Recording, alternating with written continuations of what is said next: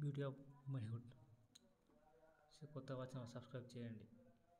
ఇది చెప్పబోయే movie difference. So కథ నేపథ్యం లైక్ సైన్స్ ఫిక్షన్ నేపథ్యంలో కొన్నిసారి ఒక ఆసక్తికరమైన కథ. ఈ చిత్రం ఆధునిక ప్రపంచంలో సాంకేతిక మన జీవితాలపై ఎలా ప్రభావం చూపుతుందనే విషయాన్ని ఆవిష్కరిస్తుంది. కథ ప్రధానంగా ఒక కొత్త పెళ్ళైన జంట జేమ్స్ డ్రూ వాన్ ఆకర్ మరియు సోఫీ అడ్డిసన్ టీమిన్ చుట్టూ తిరుగుతుంది. జేమ్స్ తండ్రి మృతి తర్వాత ఆ జంట తన తనయుడి పాత్రలో చక్కటి విలాసవంతమైన జీవితాన్ని గడపాలని ప్రయత్నిస్తారు. అయితే వాళ్ళ జీవితాల్లోకి సాంకేతిక ఒక విప్లవాన్ని తెస్తుంది. హెన్రీ రోబో మానవుడు. తమ జీవితాలను సులభతరం చేయడానికి జేమ్స్ మరియు సోఫీ ఒక ఆర్టిఫిషియల్ హ్యూమన్ రోబో అయిన హెన్రీ స్టీవెన్ స్టైట్ను తీసుకురావడం కథకు మరింత మలుపు తెస్తుంది. హెన్రీ నిజమైన మానవుడి పోలినట్టుగా ప్రవర్తిస్తాడు. తన ఎమోషన్స్, భావోద్వేగాలు అన్నీ అర్థం చేసుకుంటాడు. ఇతరులవి మరియు తమ అవసరాలకు అనుగుణంగా పనిచేస్తాడు. అయితే హెన్రీ మనసులో జాగృతమయ్యే ప్రశ్నలు మరియు అతనికే తెలియని ఎమోషన్స్ కథలో ప్రధాన ఘర్షణగా మారతాయి.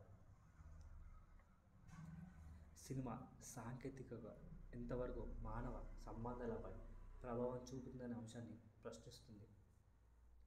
సోఫీ మొదట హెన్రీని అనుమానం చూపిస్తుంది, కానీ అతని ప్రవర్తన, మంచితనం ఆమెను ప్రభావితం చేస్తాయి. మరోవైపు హెన్రీ మానవత్వం అనుభవించే ప్రయత్నం చేస్తాడు, అయితే అతని కృత్రిమ పతనం చూపించే గుణాత్మక ఈ జంట మధ్య ఉద్రేకతలను దారితీస్తుంది.